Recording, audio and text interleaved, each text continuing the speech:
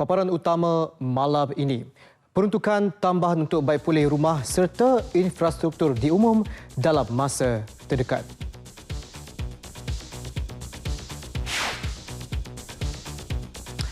PDRM dan SKMM terus buru penyebar kabar angin tentang banjir.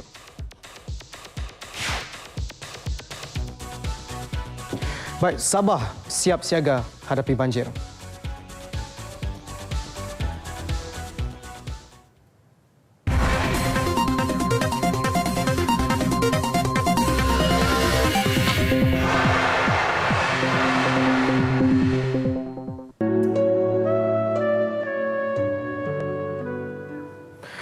Baik, Assalamualaikum dan salam satu Malaysia. Kita mulakan mengenai perkembangan banjir di 5 negeri menunjukkan perkembangan positif dengan keadaan di Kelantan dan Terengganu terutamanya semakin pulih.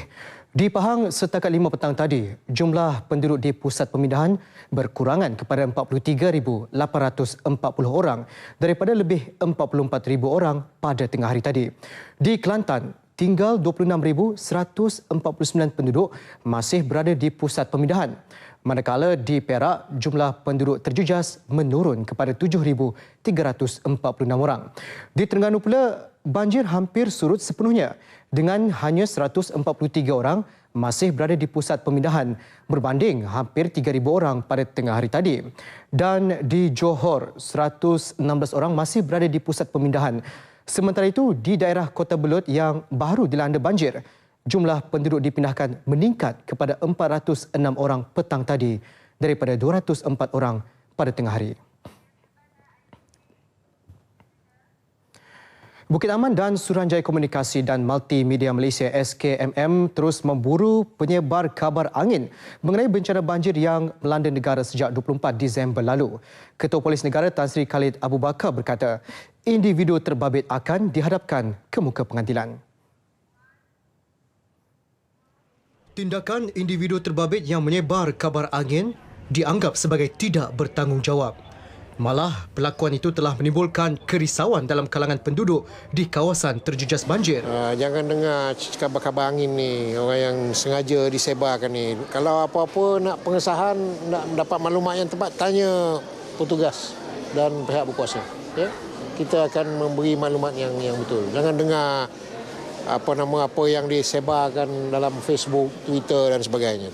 Terdahulu, Tan Sri Khalid melawat pusat pemindahan banjir di Sekolah Kebangsaan Peramujaya di Pekan Pahang. Turut serta Ketua Polis Pahang, Datuk Seri Sharifuddin Abdul Ghani dan Ketua Polis Daerah Pekan, Superintenden Yahya Osman. Kementerian Pendidikan menafikan penyebaran berita palsu yang disebarkan di media sosial mengatakan penangguhan sekolah selama sebulan. Penangguhan sekolah tahun persekolahan 2015 adalah selama seminggu sahaja. Ketua Pengarah Pelajaran Datuk Seri Dr. Khair Muhammad Yusof memaklumkan sesi persekolahan bagi negeri Kedah, Kelantan, Terengganu dan Johor adalah pada 11 Januari 2015 iaitu hari Ahad dan bagi negeri-negeri lain akan bermula pada 12 Januari 2015 iaitu pada Isnin. Ibu bapa dan orang awam diminta menghubungi kementerian dan melakukan semakan di laman berita rasmi dan tidak mudah percaya penyebaran berita melalui media sosial. KPM telah meminta Suruhanjaya Komunikasi dan Multimedia Malaysia menyiasat dan mengambil tindakan segera pada mereka yang menyebar berita palsu ini. Pusat pengumpulan bekalan barangan untuk negeri-negeri terjejas banjir diwujudkan dan mula beroperasi hari ini. Ia bertujuan memudahkan agihan bekalan kepada penduduk terjejas banjir. Menteri Pertahanan Datuk Seri Syamuddin Tun Hussein menyatakan segala penyelenggaraan barangan di pusat ini diuruskan pihak tentera dari pelbagai markas, brigad dan unit di peringkat negeri. Pusat ini beroperasi 24 jam. Pengumpulan bekalan atau sub-center yang disarankan oleh Yang Amat Berhormat Timbalan Perdana Menteri mulai hari ini akan beroperasi. Yang pertamanya Batalion ke-6 Regimen Askar Melayu Diraja, Kem Sultan Abdul Halim Muazzam Shah di Jitra, Kedah. Yang keduanya Dewan Serbaguna Markas 3 Division Kem Terendak di Melaka dan keempatnya di Tambun Dewan Penyuntinan Batalion kedua Regimen Ranger Diraja Kem Said Putra. Bermakna bahawa template kita daripada Subang ini dapat kita agihkan. Datuk Seri Syamuddin juga berkata, pihak kementeriannya dan Kementerian Kerja Raya sepakat akan melaksanakan kerja-kerja baik pulih jalan-jalan yang terputus dan jambatan yang runtuh akibat banjir. Sementara itu, Kementerian Perdagangan Dalam Negeri Koperasi dan Kepenggunaan KPDNKK memberi jaminan harga barangan terutama bahan mentah di Kelantan akan kembali seperti biasa selepas banjir pulih. Segala barangan keperluan juga akan dipastikan mencukupi untuk menampung keperluan orang ramai. Menteri KPDNKK Datuk Seri Hassan Malik menjelaskan pihaknya tidak menafikan akan terdapat kesulitan bagi penduduk terjejas banjir mendapatkan bekalan barang yang disediakan peniaga. Namun, masalah itu sentiasa dipantau oleh KPDNKK, terutama jika ada mana-mana peniaga sengaja menaikkan harga barangan dengan alasan akibat banjir. Dalam lawatan ke Kota Baru, Datuk Seri Hassan turut meninjau harga barangan dan mendengar sebarang aduan para peniaga di Pasar Besar Wakaf Baharu. Perbendaharaan Negara akan mengumumkan peruntukan tambahan untuk membina dan membaiki rumah serta infrastruktur yang rosak di negeri terjejas banjir dalam masa terdekat. Ketua Setiausaha Perbendaharaan Tan Sri Dr. Muhammad Irwan Serigar berkata, mesyuarat dengan Perdana Menteri Datuk Seri Najib Tun Razak akan diadakan Isnin ini bagi membincangkan perkara tersebut. Menurut beliau, setakat ini, ketua setiausaha daripada beberapa kementerian dilantik menerajui usaha pemulihan di negeri yang dilanda banjir. Sebagai contoh, Perak di bawah Kementerian Dalam Negeri sedang bermesyuarat bersama-sama Jabatan Kerja Raya JKR. JKR juga sedang membuat penilaian dari segi kerosakan rumah dan harta benda. Dalam seminggu dua ini, JKR dan beberapa agensi berkaitan akan menilai sebelum peruntukan tambahan diumumkan. Tan Sri Dr. Muhammad Irwan memberitahu media selepas melawat kawasan dilanda banjir di Kuala Kangsar. Beliau memaklumkan setakat ini lebih 800 juta ringgit disalur kepada Majlis Keselamatan Negara dan unit penyelarasan Jabatan Perdana Menteri bagi tujuan pembersihan serta pembaikan kecil di negeri yang dilanda banjir. Ini termasuk bantuan khas 500 juta ringgit yang diumumkan Perdana Menteri kepada penduduk terjejas banjir. Sementara itu, laporan tentang aspek kemusnahan rumah penduduk dan kerosakan aset kerajaan di kawasan terjejas banjir di Kelantan akan dibentangkan dalam mesyuarat Kabinet Rabu ini. Perkara itu dinyatakan Menteri di Jabatan Perdana Menteri Datuk Seri Dr. Syahidan Kasim. Tambah beliau, Perdana Menteri Datuk Seri Najib Tun Razak mengikuti perkembangan banjir setiap hari di semua negeri terlibat banjir. Di Pulau Buru ni ada sekolah rendah. Jadi jambatan ini terputus sama sekali. Jadi sementara waktu penduduk sini terpaksa membuat jeti sementara dan hantar anak-anak dengan menggunakan bot. Jambatan ini untuk sama sekali kita lihat bahawa balak-balak yang hanyut daripada atas yang dipotong dengan tidak berhati perut ni melanggar jambatan ini untuk sama sekali. Beliau hari ini melakukan tinjauan di daerah Tumpat Kelantan yang menempatkan lebih 700 penduduk di beberapa pusat pemindahan.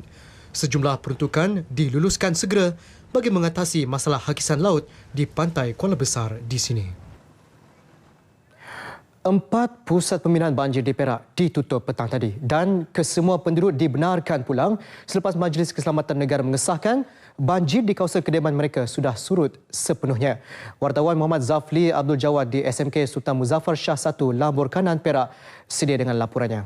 Baik, teruskan.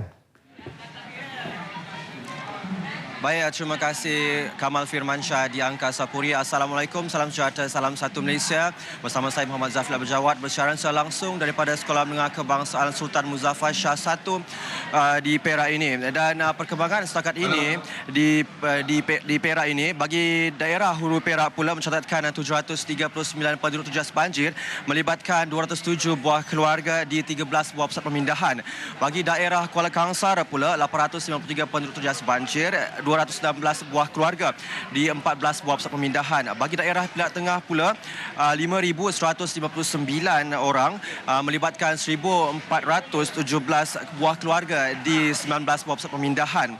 Bagi daerah Manjung pula sendiri melibatkan 24 buah keluarga dan jumlah penduduk terjejas banjir ialah 131 di 1 buah pusat pemindahan. Bagi daerah Hilir Perak pula seramai 276 penduduk terjejas banjir melibatkan 81 buah keluarga di satu buah pusat pemindahan, menjadikan jumlah keseluruhan bagi penduduk terjejas banjir di negeri Perak sendiri iaitu 7,158 penduduk terjejas banjir melibatkan 1,945 buah keluarga di 48 buah pusat pemindahan. Dan berita gembira buat seluruh rakyat Malaysia dan juga rakyat Perak khususnya, sebanyak 4 buah pusat pemindahan yang telah ditutup iaitu di Sekolah Kebangsaan Bukit Merah, Sekolah Kebangsaan Alor Pongsu, Dewan Orang Ramai Ara Panjang dan Dewan Orang Ramai Menora. Pun begitu, masih ada kampung di sekitar daerah Perak Tengah yang terputus hubungan akibat air sungai yang masuk ke jalan dan menyebabkan jalan tidak boleh dilalui.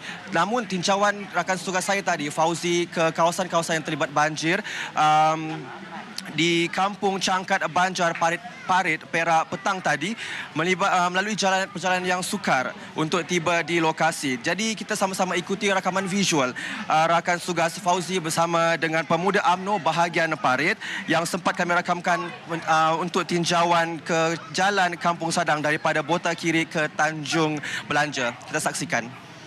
Saya kini berada di Kampung Cangkat Banjar Parit dan di kampung ini terdapatnya 76 buah rumah dan 300 melibatkan 300 keluarga, dan di sini terdapatnya 12 buah rumah yang terjejas banjir yang telah terputus hubungan selama 10 hari. Dan bersama saya adalah Tok Sidang Kampung Cangkat Banjar iaitu Encik Azman Othman yang akan menceritakan perkembangan terkini banjir di Kampung Cangkat Banjar ini. Ya. Sini saya sebagai ketua kampung banyak-banyaklah mengucapkan terima kasih pada PPH yang dapat membantu di Kampung Cangkat Banjar ini. Di sini yang penduduknya lebih kurang dalam 76 buah rumah. Yang sekarang ni kami terputus hubungan lah, tapi alhamdulillah lah PPH luar banyak mengantar bantuan, terutama daripada pejabat UMNO, Parlimen dan ADUN lah. Daripada sana pun banyak Parlimen DUN pun ada dah 2-3 kali melawat kampung saya ni. Dan ADUN pun ada yang melawat, dan pasukan 4x4 sukarelawan dari Parit pun banyak menghantar bantuan ke kampung saya ini. Jadi ini saya banyak-banyak mengucapkan banyak terima kasih atas bantuan semua. Dan sekian sudah saya ucapkan terima kasih. Setakat ini bang, bagaimana dengan perkembangan bantuan-bantuan tu ditempatkan di mana? Bantuan-bantuan tu ditempatkan di sinilah. Dia orang bagi bantuan beras apa kami masak di sini beramai gotong royong. Makan bersama-sama di sinilah kan. Pasal kita nak bagi keseluruhan tak boleh, tak cuma mencukupi kan. Jadi kita masak sini bergotong royong bersama-sama masaknya dan makan bersama di sini. Ya, jadi itulah. Gitu je lah. Okey, terima kasih Encik Azman Othman. Dan bersama dengan saya juga adalah salah seorang mangsa yang terjejas akibat banjir iaitu Masdi Aziz yang merupakan penduduk di Kampung Cangkat Banjar ini. Okey, boleh ceritakan sedikit bagaimana dengan keadaan terkini banjir? Keadaan terkini buat masa hari ini keadaan dah hampir surut. Mungkin dah hampir 2 kaki lah air surut, tak seperti yang mula-mula itu hari kan. Air mungkin hampir mencecah 10 kaki.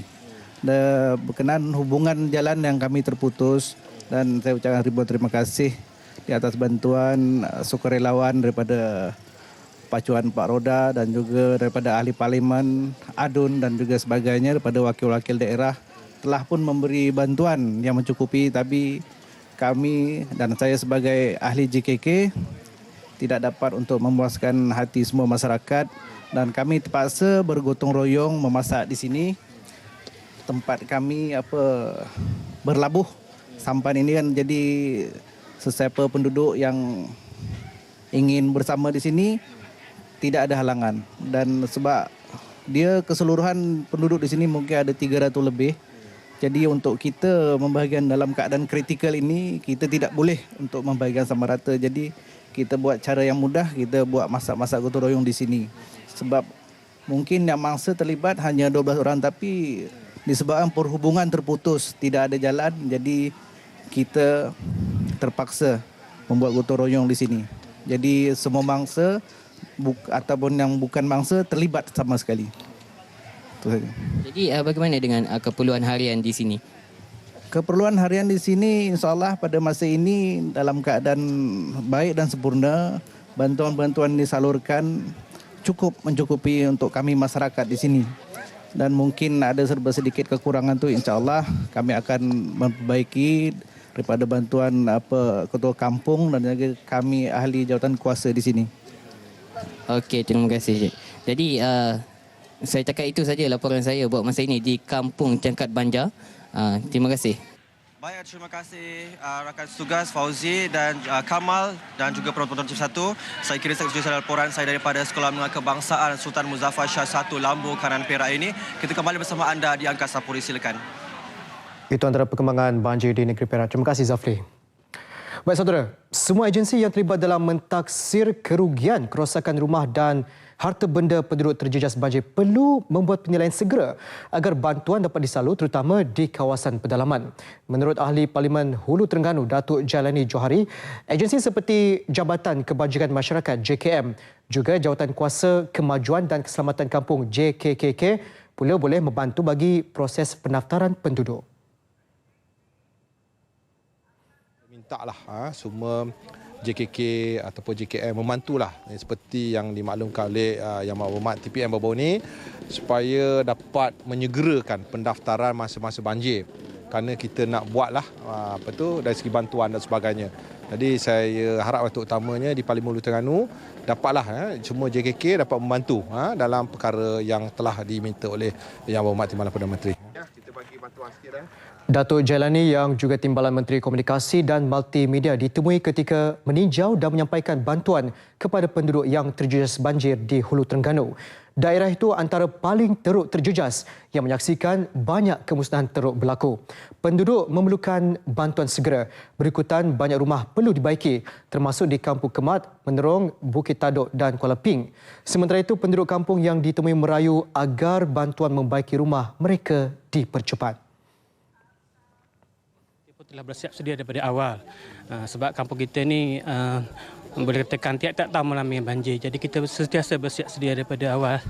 Saya sebagai pihak JKK juga memintalah pihak kerajaan mempercepatkanlah bayaran ataupun bantuan, kerana masa-masa banjir kita tahulah serba-serba kekurangan. Ketika tinjauan itu, Datuk Jailani turut melawat keluarga seorang suri rumah, Fadilah Abdullah, 42 tahun, yang ditemui lemas di Kampung Pasinering Baru dekat Bandar Kuala Berang. Mangsa dipercaya hilang dari rumah sejak Sabtu lalu dan mayatnya dijumpai di Pulau Sekati, Kuala Terengganu pada Rabu.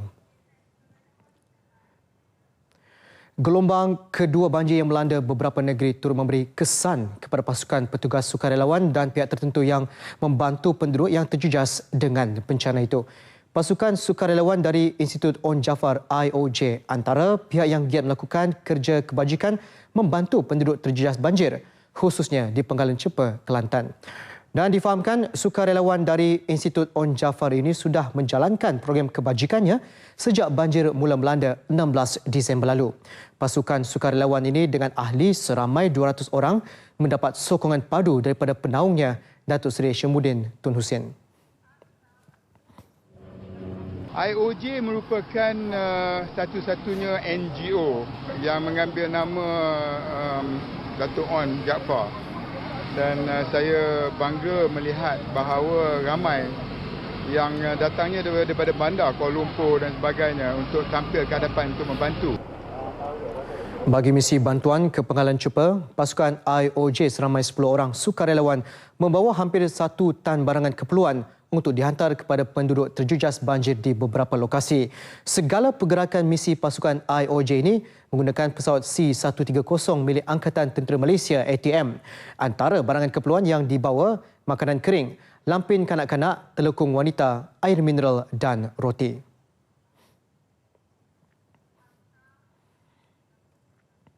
Segera tiba kepada lokasi-lokasi yang menghadapi banjir teruk pada ketika ini, terutamanya di Kota Baru, Kelantan, dan itulah yang menjadi aspirasi penaung kami, Datuk Seri Syamuddin Tun Hussein. Sebahagian makanan ini disumbangkan khas oleh sebuah hotel di Kuala Lumpur. Di Penggalan Cepa, lokasi pertama yang dituju pasukan sukarelawan IOJ ini ialah Kampung Pintu Geng. Dengan menaiki truk milik ATM, segala barang keperluan dipindahkan ke bot untuk menuju ke pusat pemindahan banjir. Di sekolah Pintu Geng ini, hampir 2,000 penduduk terjejas banjir ditempatkan. Menumpang program yang diusahakan oleh Institut On Jaafar untuk menyumbang dan menyampaikan sendiri bahan-bahan ataupun bekalan kepada mangsa-mangsa di Kelantan ini. Rasa pengalaman macam ni kita bantu mangsa banjir yang dekat Kelantan. Of course, this is the great experience yang pernah I alami kat sini. Bagi salah seorang penduduk terjejas banjir, kejadian kali ini adalah suatu pengalaman luar biasa. Kaki sekat ni air. Kilo, 1 kilo. Bawa mak mertua kena stroke, bawa le perahu masuk air. Timba. Jalan lagi masuk air, timba lagi. Malam, pukul 12 malam.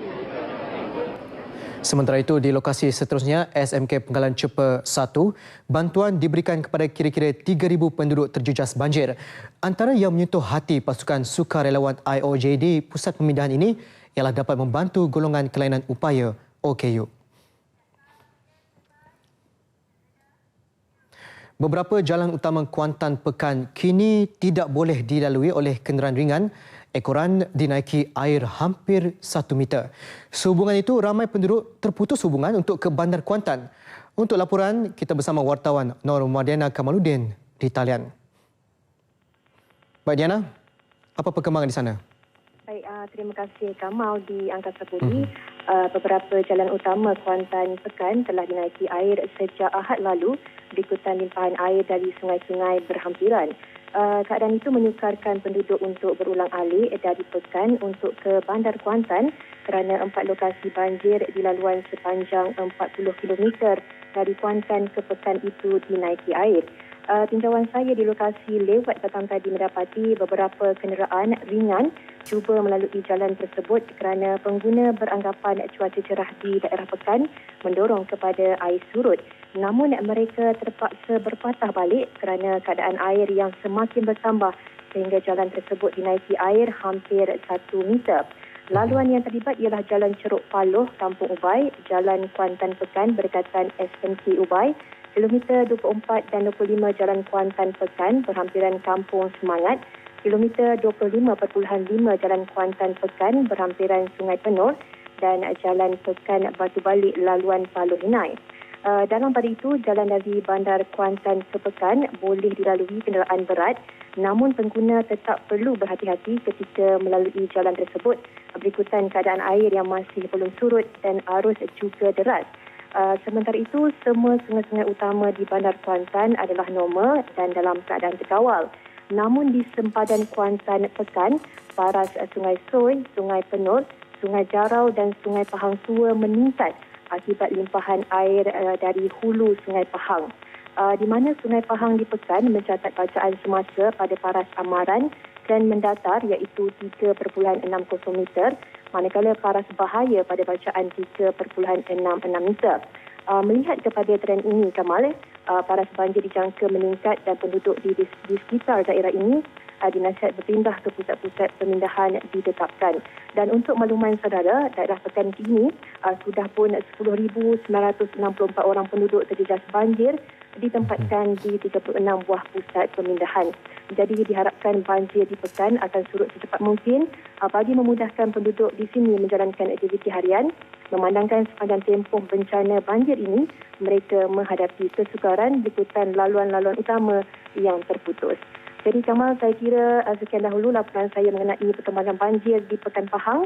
Saya Normadena Kamaluddin kembali ke Angkasa Puri bersama Kamal. Silakan. Baik tuan, perkembangannya. Terima kasih Normadena Kamaluddin. Baik saudara, di Ibu Negara, Akademi Inovasi Wanita MyWin dengan kerjasama beberapa syarikat koridor raya multimedia dan NGO mengumpulkan pelbagai keperluan asas untuk dihantar kepada penduduk terjejas banjir di Pantai Timur. Pengerusi MyWin, Datuk Seri Syarizat Abdul Jalil berkata, pendekatan ini bukti kesengsaraan rakyat di negeri-negeri terjejas banjir sentiasa mendapat perhatian semua pihak.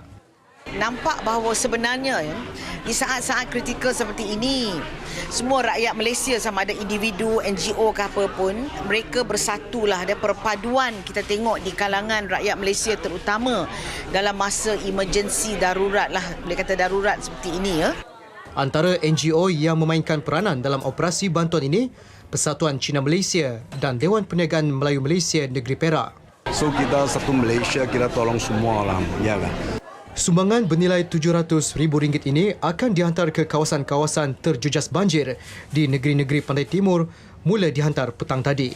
Hadir sama pada majlis penyerahan sumbangan ini, Ketua Setiausaha Kementerian Komunikasi dan Multimedia Malaysia KKMM, Datuk Seri Sharifah Zarah Said Ahmad.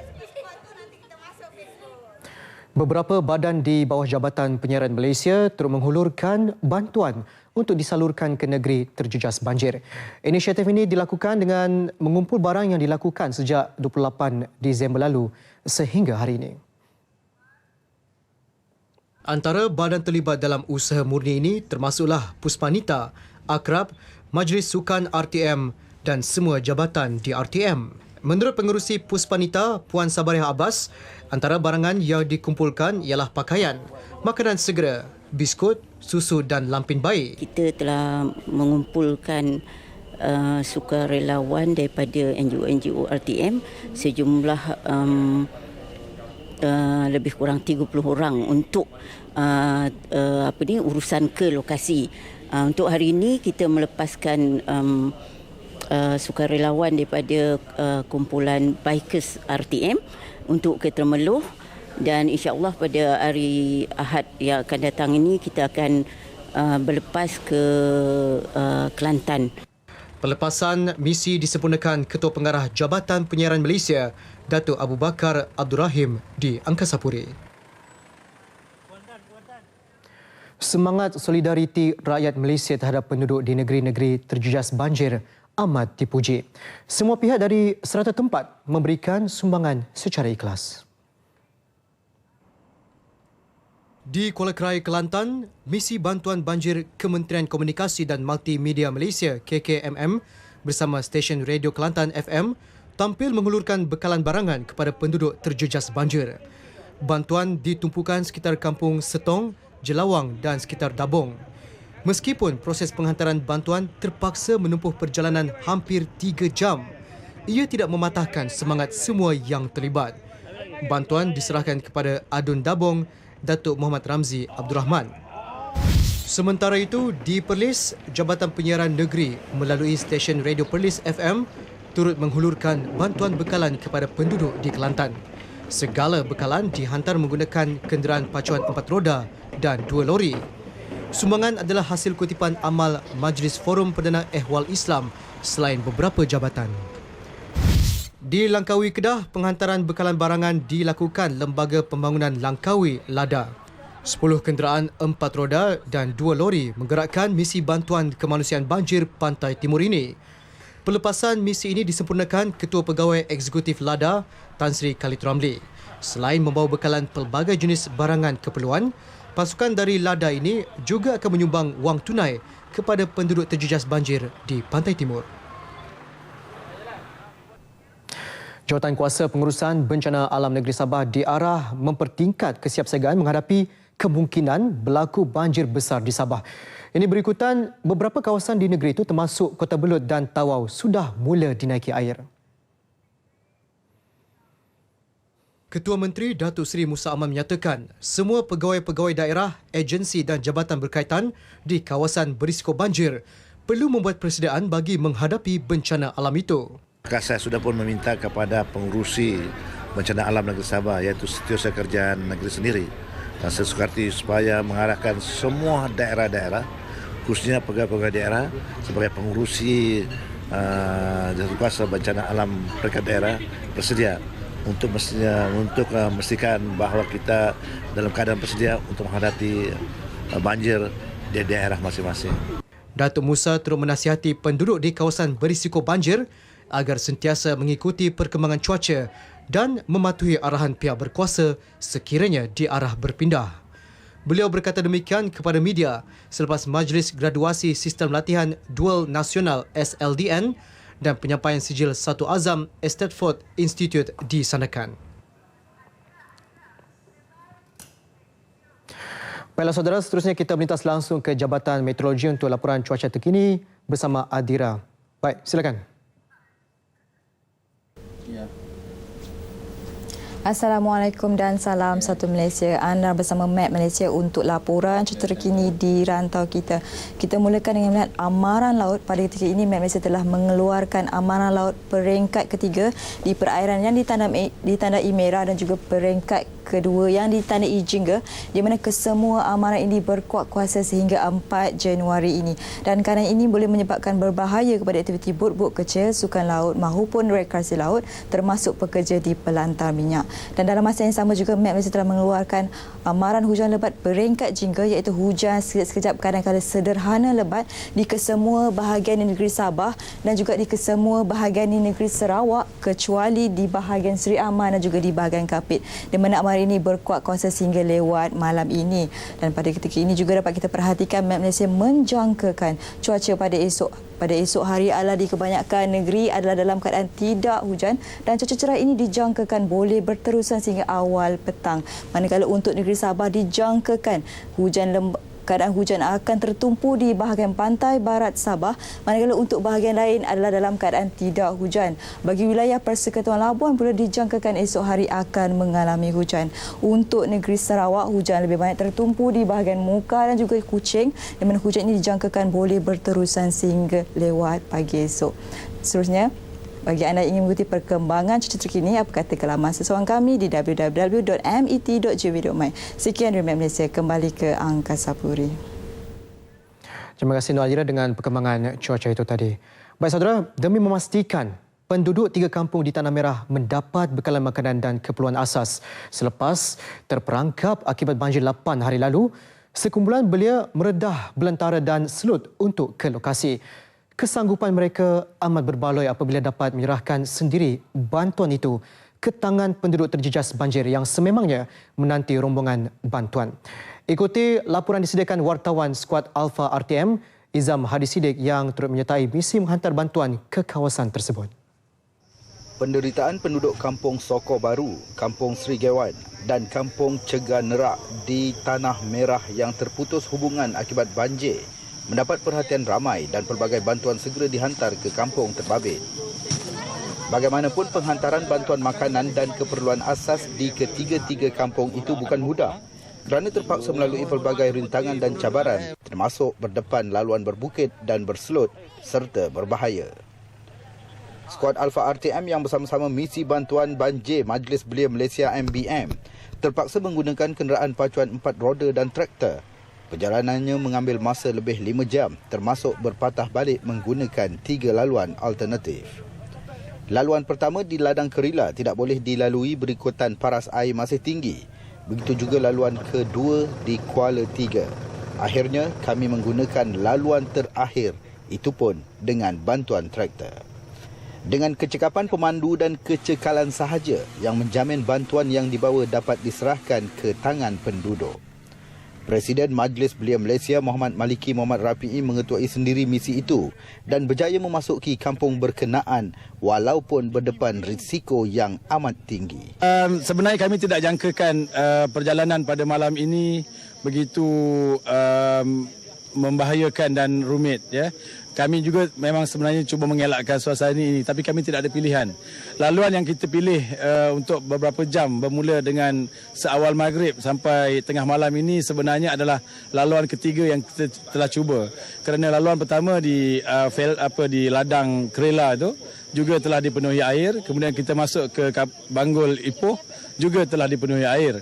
Maka kita mendapat satu cadangan daripada penduduk di Ladang Kerila yang mengatakan bahawa sekiranya kami sanggup untuk mengikut laluan tengah hutan dengan bantuan daripada traktor yang mana pengurus ladang tersebut bersetuju untuk menghantar traktor bersama petugasnya, maka kami setuju. Selepas berhempas pulas, akhirnya pukul 12.15 tengah malam, kami berjaya sampai ke kampung berkenaan dan sebaik sampai penduduk sudah menunggu bagi menerima bekalan yang dibawa. Jadi saya mewakili penduduk ini berasa amat bersyukur dan bertuahlah. Sekali lagi kami mengucapkan banyak terima kasih atas kepada semualah yang sudi hadir pada malam ini sepenuh menyambut Tahun Baru 2015. Dan saya mengucapkan selamat menyambut Tahun Baru. Semoga kita harap Pak Su pun tabah menghadapi dugaan ini. Ini yang mampu kami buat. InsyaAllah kalau ada lagi kekalan tu, kita akan berhubung dengan kawan-kawan. Makan tu maknanya kita ni standby sebelum kedatangan banjir tu adalah standby beras sikit-sikit kan. Sekarang dah habis lah. Buat masa ni dah habis. Jadi Alhamdulillah skuad ni datang. Terima kasih banyak-banyak. Isu bantuan makanan tidak sampai ke perkampungan yang terjejas banjir yang didakwa tidak dihantar berjaya kami rungkai.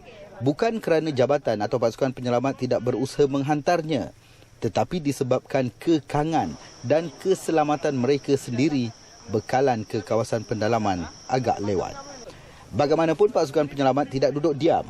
Mereka tetap menghantarnya menggunakan helikopter sejak banjir bermula lagi. Dakwaan penduduk Kampung Soko tidak mendapat bantuan bekalan makanan yang tersebar melalui media sosial disangkal sendiri oleh penduduk. Bagi anggota MBM pula, mereka puas kerana dapat berbakti dan menyerahkan bantuan ke kawasan pendalaman sekaligus meringankan penderitaan penduduk terjejas banjir. Bagi kita sebagai belia Malaysia, ini tanggungjawab kita untuk menolong rakyat Malaysia pada saat-saat yang susah dan kritikal ini. Rasa takut juga sebab dengan jalan yang lencahnya apa selut apa semua kan. Tapi kita cuba juga untuk bantuan kepada masa banjir. Jadi kita walaupun mencabar dengan takutnya kita cuba juga menghadapi segala halangan itulah. Laporan Skuad Alpha RTM. Pastikan dulu perkembangan mengenai banjir dan untuk liputan berita seterusnya, terus setia bersama saya dan juga rakan penyampai Siti Munir Abdul Aziz selepas ini. Jangan ke mana-mana. 22 mayat pesawat Air Asia ditemui setakat ini. Butirannya seketika nanti.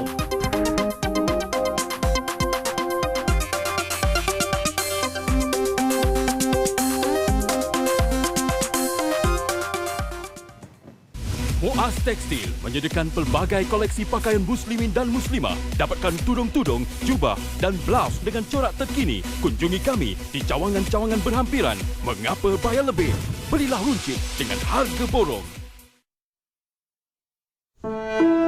Tabung Kemanusiaan Komunikasi dan Multimedia Malaysia dibuka bermula 24 Disember 2014 hingga 31 Januari 2015 untuk membolehkan orang ramai menghulurkan sumbangan kepada mereka yang terjejas akibat banjir. SMS banjir sertakan amaun yang anda ingin sumbangkan. Contoh, banjir 5, banjir jarak 5 untuk RM5 dan hantarkan ke 13999. Amaun-amaun yang boleh disumbangkan adalah RM1, RM3, RM5, RM10, RM15, RM20, RM30, RM40 atau RM50. Sumbangan anda amat bermakna. Bertemu kembali. Berkuat kuasa hari ini, Malayan Banking Berhad Maybank menetapkan kadar asas BR dan kadar asas Islam bagi Maybank Islamik pada 3.2%. BR menggantikan kadar asas pinjaman BLR dan kadar pembiayaan BFR bagi pembiayaan Islam. Presiden Kumpulan Maybank dan Ketua Pegawai Eksekutifnya, Dato' Abdul Farid Alias, dalam satu kenyataan berkata, BR akan menjadi kadar rujukan utama bagi semua kadar apungan runcit atau pembiayaan baharu oleh Maybank dan Maybank Islamik. Ia selaras kerangka kadar rujukan baharu yang diperkenalkan Bank Negara Malaysia. Penetapan BR itu dibuat berdasarkan penanda aras kos dana Maybank dan Maybank Islamik serta keperluan rizab berkanun SRR. Semua pinjaman atau pembiayaan baharu seperti gadaian, pinjaman unit amanah, pembiayaan margin saham, pinjaman peribadi dan kemudahan overdraft yang dipohon pelanggan individu adalah berdasarkan BR berkenaan. Pelanggan runcit yang mempunyai pembiayaan sedia ada berdasarkan BLR atau BFR akan terus terikat dengan syarat berkenaan sehinggalah pinjaman itu selesai. Sehingga semalam, 235 syarikat telah dikenakan kompaun kerana lewat mendaftar untuk cukai barang dan perkhidmatan GST. Jelas pengarah GST Jabatan Kastam Diraja Malaysia JKDM Datuk Subramaniam Tosali, tarikh akhir pendaftaran GST hanya dilanjutkan bagi syarikat yang beroperasi di negeri-negeri terjejas banjir.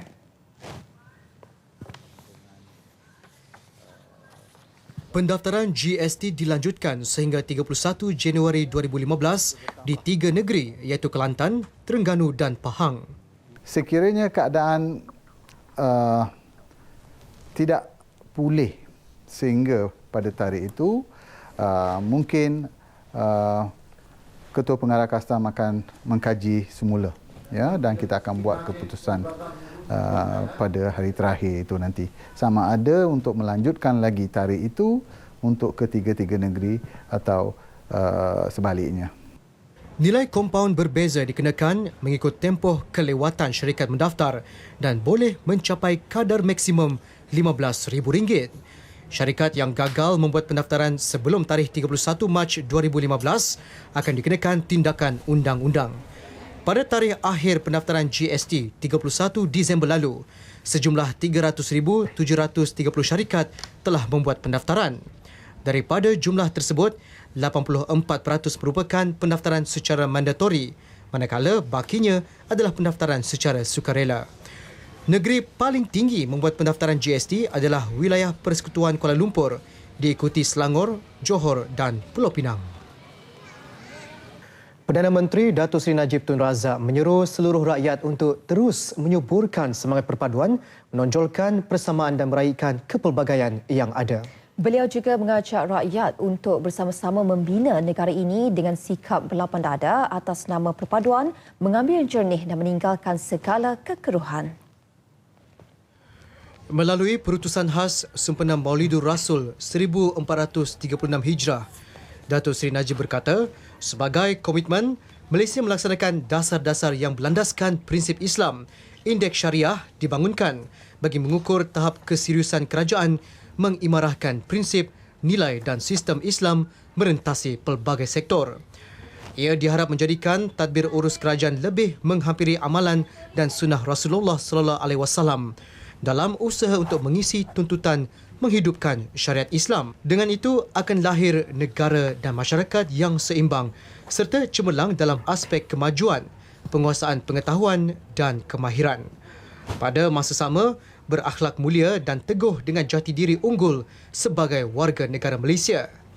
Sesuai dengan tujuan Rasulullah SAW diutus sebagai pembawa risalah yang penuh rahmat dan kesejahteraan untuk sekalian makhluk, diharapkan usaha aplikasi Islam dalam pentadbiran negara ini dapat membangunkan Malaysia yang lebih makmur dan diberkati. Perdana Menteri turut mengajak seluruh rakyat menghiasi diri dengan sifat sabar dan reda dalam menghadapi ujian banjir kali ini yang agak luar biasa. Mudah-mudahan segala usaha yang dilakukan kerajaan sedikit sebanyak dapat membantu meringankan beban mereka yang berdepan musibah banjir. Beliau juga meminta umat Islam melakukan solat hajat dan berdoa agar negara ini sentiasa di bawah rahmat Allah Subhanahu Wa Taala. Kita ke perkembangan lain. Seorang wanita dan remaja lelaki ditahan kerana disyaki cuba menyertai kumpulan militan IS di Syria. Kedua-dua mereka ditahan berasingan di lapangan terbang antarabangsa KLIA masing-masing pada 24 dan 28 Disember lalu.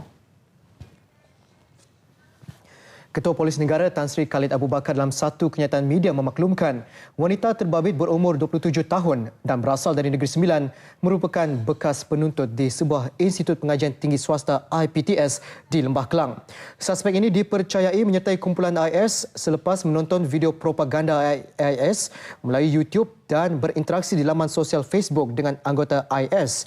Suspek kemudian berkahwin dengan anggota kumpulan IS yang merupakan warga Maghribi pertengahan Disember lalu. Sementara suspek lelaki pula merupakan pelajar di sebuah institut pengajian tinggi awam di Perlis. Dia juga terpengaruh selepas menonton propaganda kumpulan IS melalui YouTube dan berinteraksi dengan beberapa rakyat Malaysia dan warga asing di Syria. Dengan penangkapan terbaru itu, polis telah menahan 51 individu rakyat tempatan yang disyaki terlibat dalam IS.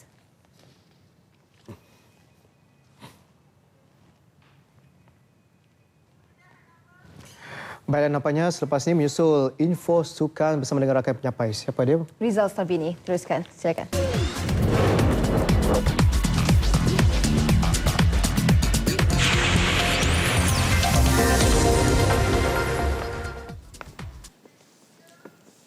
Assalamualaikum. Kejohanan bola sepak antarabangsa Piala Friends 2015. Penyertaan pasukan tuan rumah Friends United Indonesia tahun ini pastinya mengharapkan kejayaan untuk sekurang-kurangnya mara ke pentas final. Untuk itu, Friends United Indonesia menggabungkan tenaga pemain dari Indonesia, Malaysia dan Iran untuk melepasi peringkat kumpulan.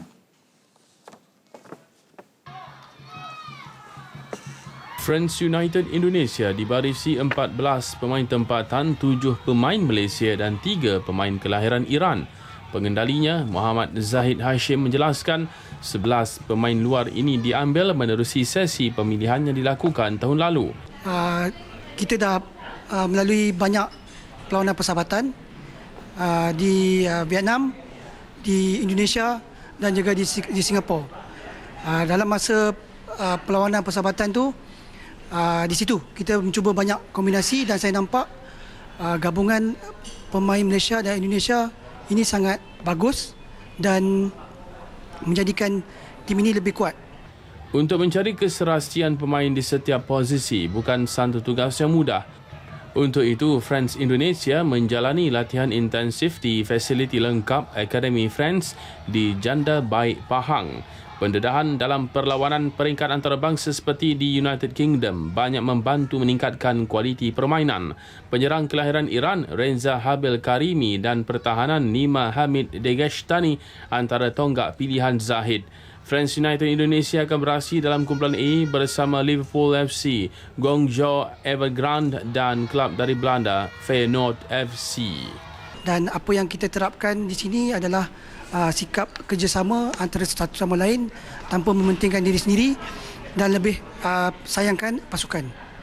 Dan pemain saya seharusnya lebih berdisiplin dan seharusnya mengambil peluang sekiranya ada peluang untuk menjadikan gol. Dan apabila defending, satu tim kena defending. Kalau tidak, kalau kita banyak beri ruang ataupun kita leka, sesaat kita akan dihukum. Perlawanan pertama skuad kendalian Zahid Hashim adalah menentang Liverpool FC pada Sabtu jam 4 petang waktu tempatan. Dalam pada itu, Persatuan Penulis-Penulis Sukan Malaysia SAM turut bersimpati dengan nasib penduduk-penduduk terjejas banjir. Satu usaha dan inisiatif di bawah program Kami Bersama Anda dijalankan untuk mengumpul seberapa banyak barangan keperluan untuk diserahkan kepada penduduk yang terjejas banjir.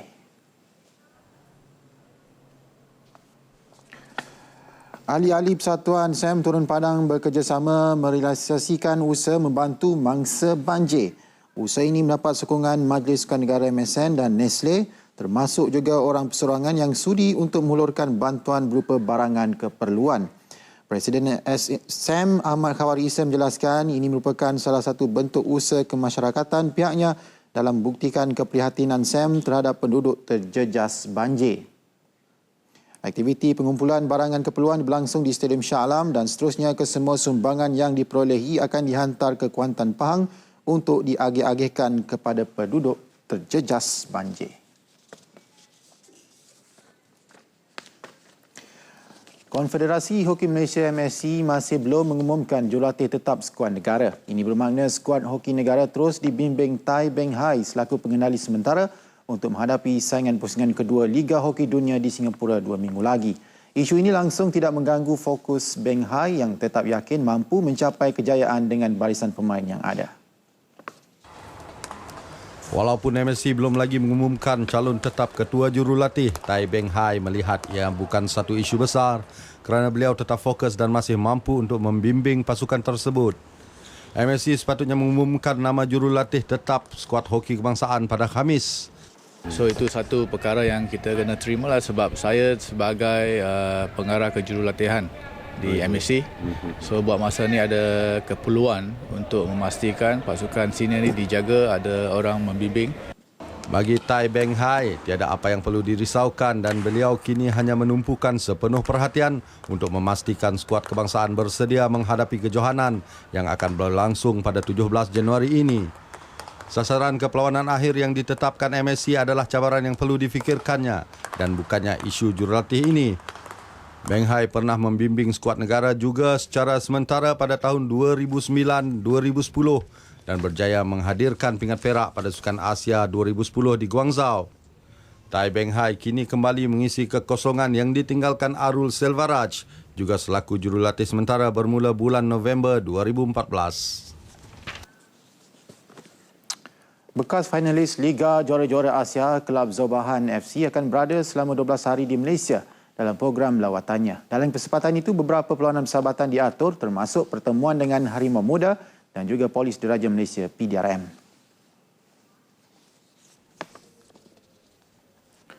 Kehadiran kelab berprestij dari Iran ini merupakan anjuran ex-bowler jenama Sukan Premier Malaysia dengan kerjasama Persatuan Bola Sepak Malaysia. Lawatan ini merupakan sebahagian daripada komitmen Zobahan FC dalam mempromosikan pasukan bola sepak mereka di seluruh Asia bersama ex-bowlers. Kelab ini dibimbing bekas pemain pertahanan Piala Dunia Iran Yahya Gol Mohammadi hadir dengan skuad terbaik termasuk bintang Piala Dunia 2014 Iran, pemain tengah Qasim Gada Difar dan bekas penyerang kebangsaan Iran Mehdi Rajazadeh. Zobahan FC akan bertemu PDRM pada 6 Januari, bertemu Harimau Muda pada 9 Januari. Dalam pada itu, Zobahan FC melihat kehadiran mereka di Malaysia juga sebagai persediaan pramusim sebelum menghadapi Liga Pro Iran. Satu peluang yang amat baik buat pemain Harimau Muda menguji kemampuan mereka. Ini merupakan sebahagian persiapan menghadapi ujian sebenar dalam kejohanan bola sepak Asia bawah 22 tahun pusingan kelayakan pada bulan Mac nanti. Jurulatih skuad Harimau Muda Razif Ismail menyifatkan ini juga satu peluang buatnya untuk menilai pemain yang benar-benar memiliki kemampuan dan konsisten. Beliau berkata bertemu sebuah pasukan yang berkualiti di Asia seperti Zobahan FC satu permulaan baik buat anak-anak buahnya. Mana yang boleh membantu pemain-pemain saya untuk mendapatkan pengalaman, waktu yang sama kita dapat menguji kekuatan pemain-pemain saya sendiri dan juga dapat membentuk satu permainan sebagai satu pasukan. Skuad Harimau Muda akan bertemu Zobahan FC pada 9 Januari ini. Baiklah, sekian tugas saya untuk malam ini. Kembali bersama dengan Kamal dan Siti Murni. Silakan.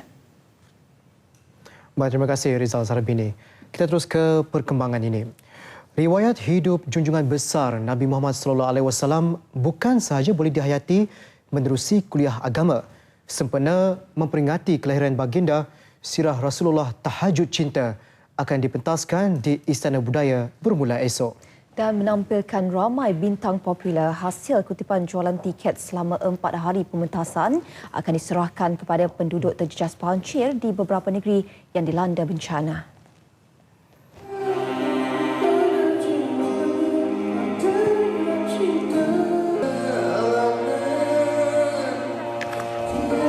Drama musikal terbitan Amazon Entertainment dengan kerjasama Istana Budaya ini membariskan pelakon dan penyanyi terkenal seperti Datuk Siti Nurhaliza, Amy Search, Awi, Remy Ishak, Datin Paduka Umi Aida, Datuk Rahim Razali serta ramai lagi.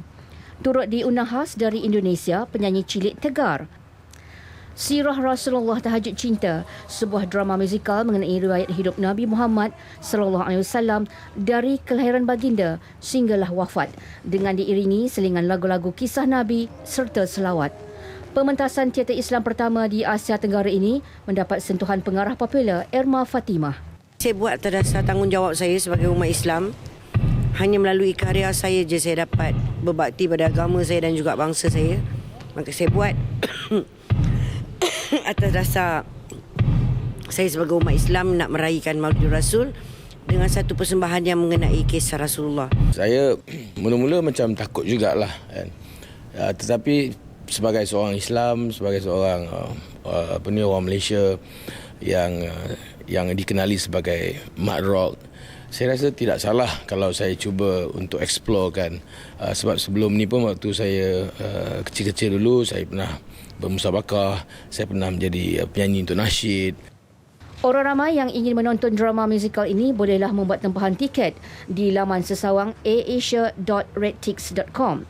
Selain mengajak masyarakat menghayati perjuangan Rasulullah SAW, sebahagian hasil jualan tiket dari 3 hingga 6 Januari akan diserahkan kepada penduduk terjejas banjir di beberapa negeri. Untuk persembahan pertama Istana Budaya tahun ini, tajuk Cinta Sirah Rasulullah SAW, kutipan 7 hari bulan itu, ya, semua pelakon dan semua penyanyi dah bersetuju. Ya, mereka tidak akan dapat sebarang bayaran dan semua kutipan pada 7 hari bulan itu akan disalurkan kepada tabung membantu mangsa-mangsa banjir di Malaysia. Pada 7 Januari bermula pukul 2 petang, orang ramai boleh datang ke Istana Budaya untuk menyerahkan sumbangan berupa makanan kering, lampin pakai buang, selimut, wang tunai atau apa sahaja barangan keperluan buat penduduk terjejas banjir. Datuk Siti Nurhaliza, Amy Search dan Era Fazira akan terlibat dalam kerja pengumpulan itu.